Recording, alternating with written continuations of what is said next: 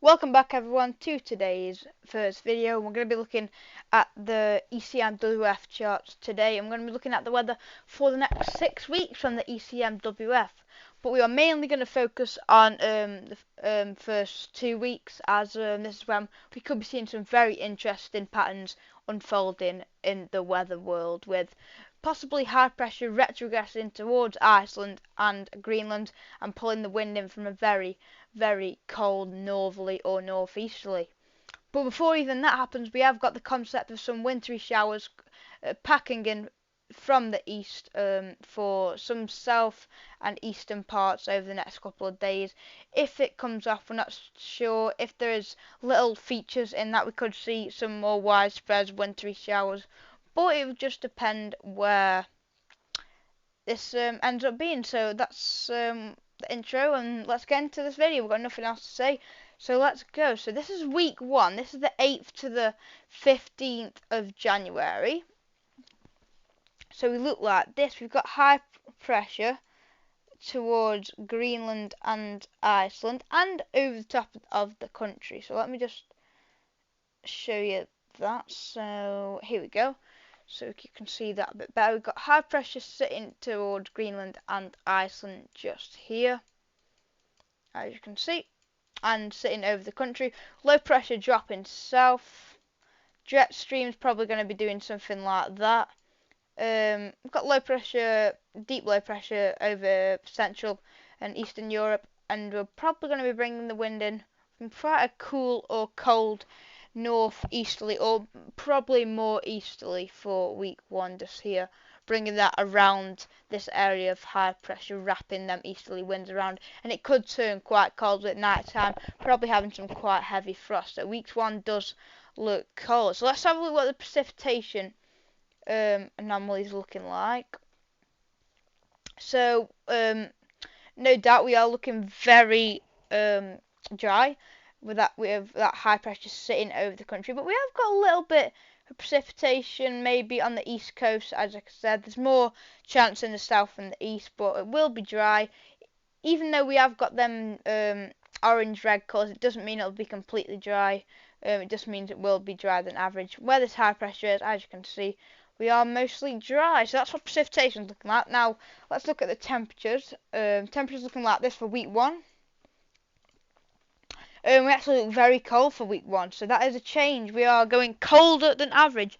We are very above average towards Greenland, Iceland, and actually over Scandinavia now. We haven't seen that for quite a while. We are very cold from all the way from eastern.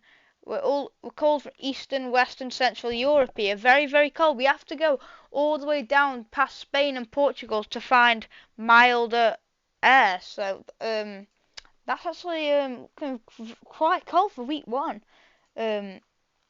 with the ECMWF. So now let's show you week 2, see what that's looking like. So week 2 is going to look like this. Wow, this looks very interesting. We drag that high pressure further towards Greenland. We disconnect the high pressure in the Atlantic. So this high pressure here and this high pressure here disconnect. We've got a big blocking area high pressure towards Greenland and Iceland. The low pressure dropping south, and we bring the wind in from what looks like a very cold northeasterly. And a lot of Europe would be looking very cold if that's correct. Okay, so week 2 precipitation looks like this. So for the north and the west, it does look quite dry, and where that high pressure is sitting, it does look quite dry for the country. But for the east and the southeast, it does look like there could be some more wintry showers around it. And it does look a little bit like there will be a bit more precipitation around than week 1, but it still be fairly dry, as that high pressure, as you can see with this, the high pressure is still close to the country just here. So it will be drier, definitely for the north and northwest. Northeast probably still getting some showers with that, but yeah. That's what it looks like. So now let's have a look at the temperatures. Temperatures are going to look like this. Going even colder. And look how cold it's getting over Europe now, over towards Scandinavia. Greenland, very mild once again, over to the Canadian side of Greenland as well. We've got Temperatures in the Atlantic looking mild once again. Once again, we've got to go all the way down towards Spain and Portugal to find milder than average temperatures, and we are looking very cold for Ireland, Northern Ireland, and the whole of the UK. Really, we're looking very, very cold. So once again, it is a change from what we have been seeing, drier and colder, and we have been due for some weather like that, as we have not been seeing enough of it lately. Now let's show you week 3. Will the trend continue for week 3? So this is the 22nd of January to the 29th. So we've just gone week 2 is 15th to 22nd. Now we're going to 22nd to 29th. We're looking like this. I don't know what to make of that. We've still got a lot of blocking towards Iceland. We've got high pressure very strong over Scandinavia as well. We've also got high pressure over the country. There's a lot of high pressure around. Could travel low pressure up here and down here. So winds would be doing that there. We'd probably be doing something a bit like that. So probably still cold, but it'll be a bit more of maybe a southeasterly. Still could be easterly though, but I don't really know what to make of that. That's a very unusual chart from the ECMWF. Let's see what precipitation looks like. So signal weakening, but it looks very dry for most of Europe. You have to go up to Iceland and Greenland to find some precipitation. So overall for the precipitation for week 2, it's definitely weakening. But it's not overly dry, but not much signal, so we're going to have a look at the temperatures for week 3. Okay, here we go. Week 3, 22nd to 29th January. Once again, actually looking cold, so maybe a little bit milder for the far northwest of the country. But actually, the signal weakening, so even with a little bit of blue means it's probably going to be cold, so probably still going to be cold around there. So once again, it's actually looking quite cold, and it is very cold over Europe still, as you can see. Once again, you have to go all the way down to Spain and Portugal to find milder temperatures. The Atlantic is quite mild, but that's where the blocking is. So once again, it is looking quite cold for week 3. Is this January gonna be in the freezer? So now we're gonna head into the second month of 2024.